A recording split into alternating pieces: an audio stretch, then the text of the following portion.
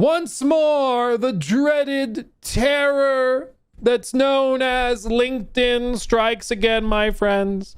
Somebody was trying to fluff up their LinkedIn profile and made a bit of an oopsie. This is classic, frankly. Classic. It's like a finely aged wine, to be frank, where somebody leaves a company or is working on a new job, applying to stuff, they freshen up their LinkedIn, and because they are in this day in, day out, they think that certain things are known.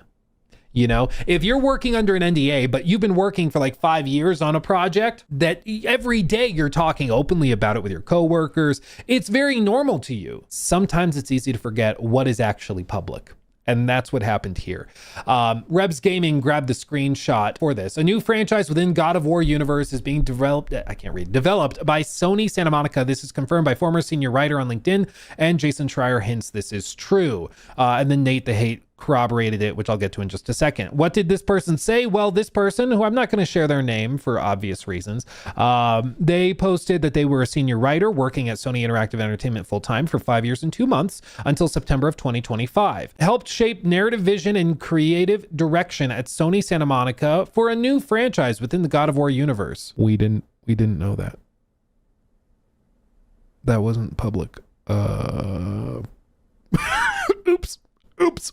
Developed characters, storylines, original lore that expanded the acclaimed IP, integrated story with gameplay and world building through scripts and narrative content, blah, blah, blah, blah, blah. Contributed to long-term narrative and franchise strategy. Pretty boilerplate. But all of this would be totally fine if we knew about it. We didn't know about it. So I'm sure this was frantically deleted. You got a few phone calls of the lawyers being like, the hell are you doing? Are we a joke to you? It's a bad day, I'm sure. A bad day. But now it's been corroborated by a few other sources, and I'm going to show you some clips that make this look really, really obvious in hindsight, okay? Nate the Hate said, here's what I learned. Yes, the game is set within the God of War universe, and the lead character will be Faye. Gameplay is said to differ from the Norse saga of the God of War games, with a more focus on action. Current plan is to reveal it this year and release in the first half of next year, barring any sort of delays, which is roughly in line with the timelines and stuff that were leaked that we kind of knew about. Look at this though. Morse found this little snippet of a video, which I'm going to show you. This is something he said openly on an IGN podcast, okay? When we watch this back, it's going to seem so stupid obvious, okay? Like, just hear me out. This is Cory's original plan. In 2018, he said he had a prequel planned after Ragnarok that would show how Kratos and Faye met and reveal the story we don't know. People saying they are milking it are objectively wrong. This is the execution of a plan made 10 years ago, which I think is demonstrably true, okay? This is the snippet. Morse, again, did a great job clipping this. For reference, this is the podcast where he says he had a story planned for after Ragnarok storyline, saying it would only make sense to tell after that. In the end, he's asked about a potential game with Faye as a protagonist and says that could be amazing. He knew. Look at this, okay? After this, you're going to feel stupid. Buckle up. Shut up, Cory. All right. Obviously, you're saying you have sort of the forward of what comes next. You have that, what that image means in mind. Did you have everything before the game of like how long this is after the last God of War journey we've seen? Like how much older Kratos how long is? is this after the last game?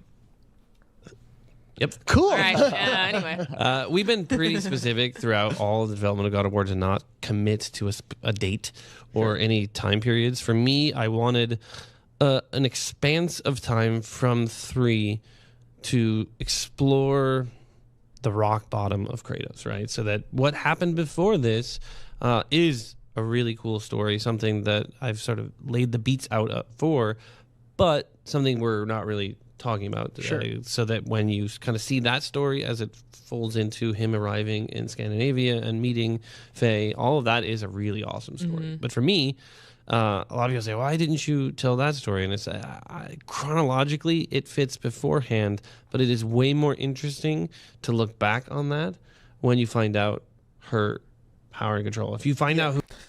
Which I think is fair. All of the mystery of God of War 2018 leading into Ragnarok and how all the plot lines connect, none of that really would be that engaging if you knew the answers to everything beforehand, you know? Sometimes the mystery is nice. Frankly, it would be like if you did Star Wars and you did the prequel movies first and then you did episodes 4, 5, and 6.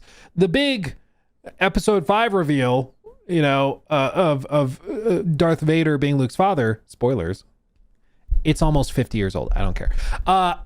That wouldn't hit as hard, because you would know all of the backstory, all the background. It would all be kind of set up. And I think that it wouldn't be none of the relationship between Obi-Wan and Darth Vader. None of those dynamics would hit anywhere near as hard if you knew the background and backstory beforehand. Yeah. Oh no, Luke. So I think this makes perfect sense. Yes, obviously in some stories, the story is more engaging if you explore the mystery or the story with mystery, and then you explore the prequel, tying all of the things together, showing, oh, this is how that happened, this is why this happened, this is why she said this is why he said that. I think that makes perfect sense. So this is very, very reasonable. Who she is, and you find all that information first. This story doesn't work as well, right? This reveal and this sort of bonding between these two characters. But now, looking back on how he got there, that to me is far more interesting, because now you feel like you totally understand everything, but you don't. Can you make a game where she's the protagonist? This is now what's being alleged. What she just asked about. Though? Can you say That could be amazing. Shut up. That could be amazing. He said, anybody who's trying to act like this is some sort of like last minute pivot to satisfy, the cultural zeitgeist. This to me is very clear. Okay. I don't think there's any mystery here. I think this is even a step past coy. This is like, and to be clear, this is supposed to be a spin-off. My understanding is they're not going to call it God of War. It's going to be Faye of War. Yeah. It's going to be named something else. So it's an understanding that this is not the God of War franchise. It is a spin-off from that. It will play differently. It will probably look differently. It's going to be much more of an action heavy game than like the format of the third person adventure, more cinematic thing. I think it's going to be quite different.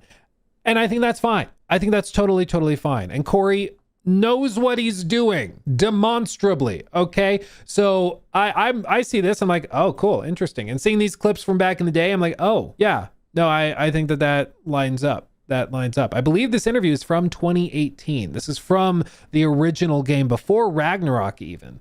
So I don't find this to be, even remotely concerning or strange or anything. There's even other snippets like this, which is really funny in hindsight. This is a snippet that Legacy Killa clipped. Cory Barlog was really making it obvious. This is from 2021, and I guess around that time he was beginning early work on the God of War spinoff for the franchise. Look at this. So this is a clip, a tweet from 2021. God of War 2018 director Cory Barlog is all of us. It was Jeff Keighley saying video games evolving and changing. Just 26% of EA revenue came from premium game sales. The rest was from live service, DLC, mobile, and microtransactions.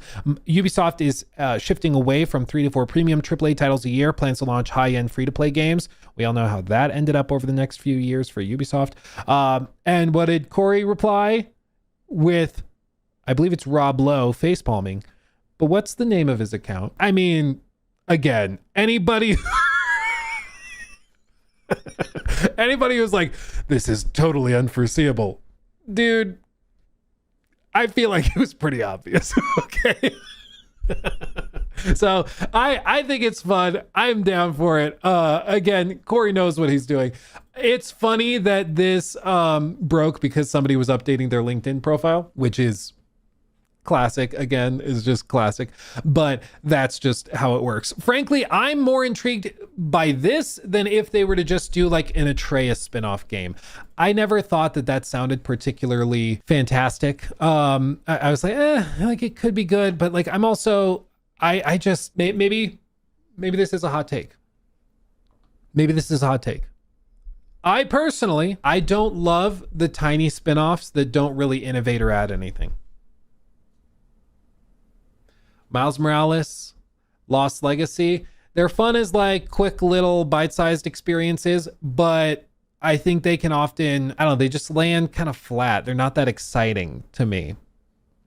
I'm glad to have more content, don't get me wrong, but I'd rather have, you wait an extra year or two and get something really that breaks my brain. That would be my hope. But I'm spoiled also. I realize not everybody plays everything, and so they don't necessarily have a ton of games to just be like, I'll wait for that. I'm going to go back and play this or that. I get that. But personally, for me, I'm okay that they're not doing like the Atreus spinoff. The Faye game does seem very interesting. I don't know how that works. Hearing that it's more action heavy is interesting. I don't really know what that means. Some people have compared it to like Devil May Cry or Bayonetta, saying that it'll play like one of those games. I don't know what that even looks like. I have a hard time imagining it with how God of War Ragnarok in 2018 went, but I'm open-minded about it. And hearing that they are allegedly like pretty far along is exciting. It's exciting. So we'll see that happen, but it just goes to show you never use LinkedIn. Problem solved. It is trash, to be clear. I can't stand LinkedIn. It's like worse Facebook, but for business people that use AI tools to write all of their posts. It's terrible. It's terrible. It's just awful. But anyway, there you go. That's what happened in the last few days with God of War, and it's going to be interesting to see how it goes. So there you go. It's her axe right. So just like Norse games. No, to be clear, all of the people that claim to know about it say that it will play very differently, that it will be more action focused. I've seen two different people compare it to Bayonetta. Somebody else compared it to like Devil May Cry. I don't know if that actually is true, but we'll see.